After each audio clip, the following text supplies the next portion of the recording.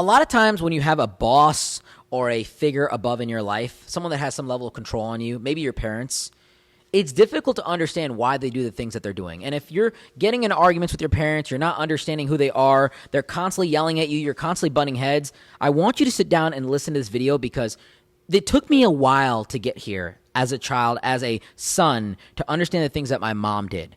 So sit down. If you're having arguments with your parents, or you're not getting along with your boss, or you're in a situation where things are just not making sense, I'm here to help you, and this is the video for you.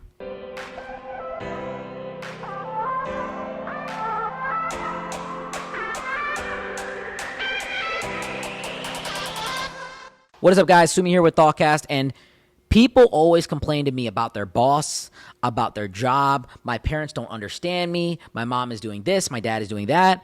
And trust me, I get it. I really do. As a young child, I was very troubled. My father passed away when I was young, and I was raised by my mother. My mother did a lot of things that didn't make sense to me. She was very hard on me. She was very conservative. She didn't allow me to do certain things, but at the same time, she also gave me a lot of freedom in certain aspects. So it was a very weird childhood for me. I didn't really understand why my mom did the things that she did until I was about 24 years old. That's where it really started to click. And in addition to that, I had many bosses in my life that were very tough on me. They were very hard, and I didn't understand why they did the things that they did. I didn't understand why they yelled at me for everything. I didn't understand what I was doing wrong. In my head, everything I was doing for the business, for the company made sense. And, you know, if you ever have someone above you in some sense of power, it's hard to understand why they're telling you to do what they do. So I'm here to help you skip all that. And I'm here to tell you that many times it's not them 100% of the time. It's a combination of you and them being at fault here. The first step of any relationship with a parent, with a father figure, with a boss is idolization. When children are very young, we idolize our parents. We copy everything that they do, especially from the ages to 1 to 5. 5 to 10 as well. It's a little bit different on how the kids copy, but 1 to 5, your kids will say what you say. You will do what your parents do. And when you're new at a job and you see your boss and they're a cool guy, or, you know, you join a company, you're joining for the people that work there a lot of times. If you're doing the right things and you're joining for the right reasons, you're joining the employee culture, you're joining because the management is cool. And many times in my companies, the first thing that I see people do is that they really like me. They're very fascinated by the lifestyle that I live. They're fascinated by the things that I have. They're fascinated by the money that I have in my bank account. They want to have what I have, and they idolize me. And that's the first step of any relationship. That's the first step of any power-based relationship, idolization. You like this person, you subscribe to this person, you're with this person, and you idolize them.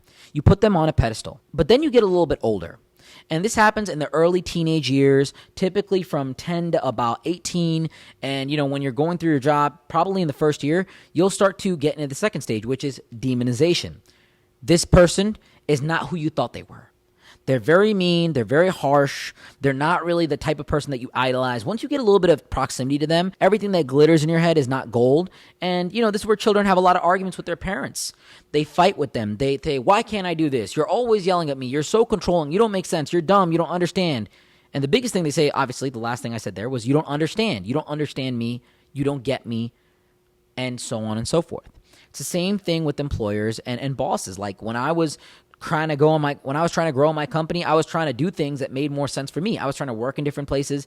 I didn't want to show up to the office all the time. I could work from home. My boss was saying, show up to the office. And I was like, why? Why do you always have to be such a, excuse my language, hard ass? Why do you always have to be such an asshole? Why do you always have to be such a negative person to me? Why are you always on my back?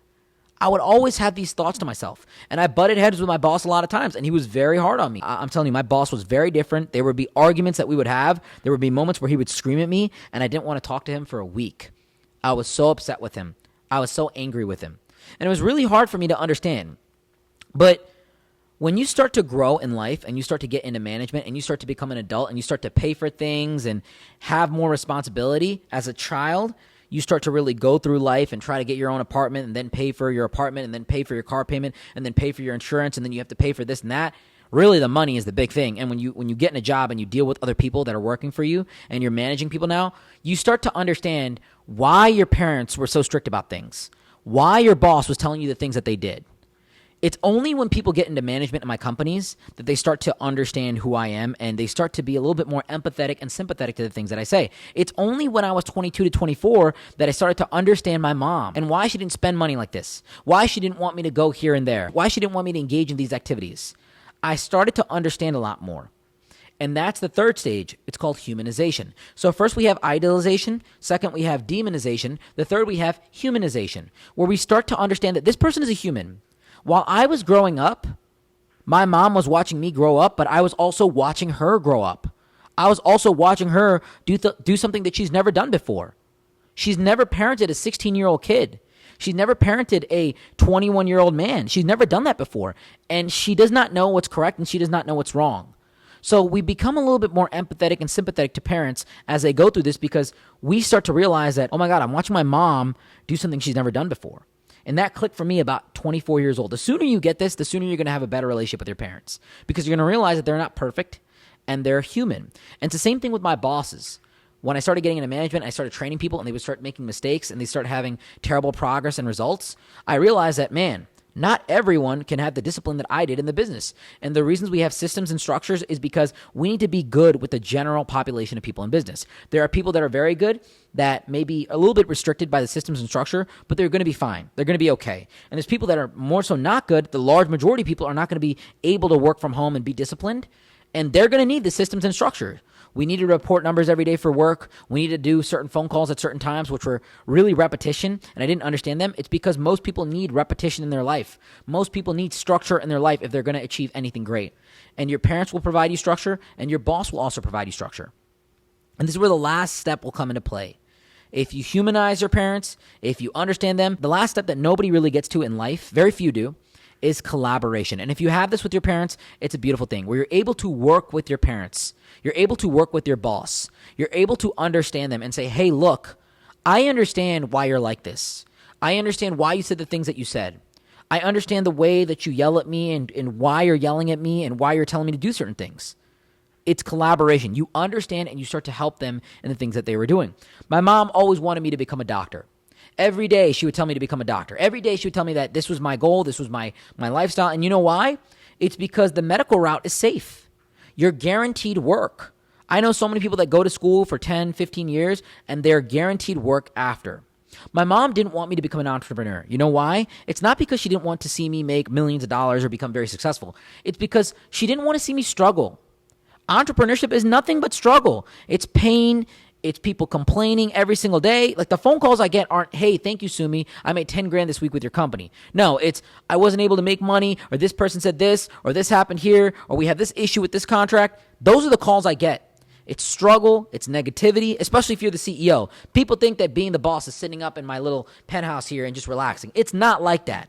It's work every single day. It's people complaining. It's negativity. It's putting out fires. Honestly, when people ask me what I do, I tell them I'm a plumber. You know why? Because I deal with bullshit all day.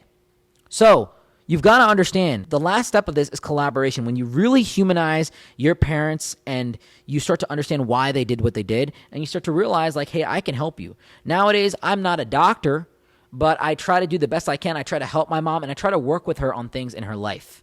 It's the same thing with work as well. When you become a manager in a business, you start to humanize your boss and you start to understand, hey, look, I understand what you did and I'm going to work with you on this. I'm going to follow your lead. I'm going to be coachable. And I understand that you probably didn't say everything correctly, but you came from the right place in an effort to give me system, give me structure, and allow me to succeed. Many times in a business, it's not that your boss is an evil tyrant. It's that they want you to succeed, but they know all the mindsets that you've already gone through. And this is difficult to do as a parent. This is difficult to do as a boss. When people are new in my company, I know the first thing they want to do is make money.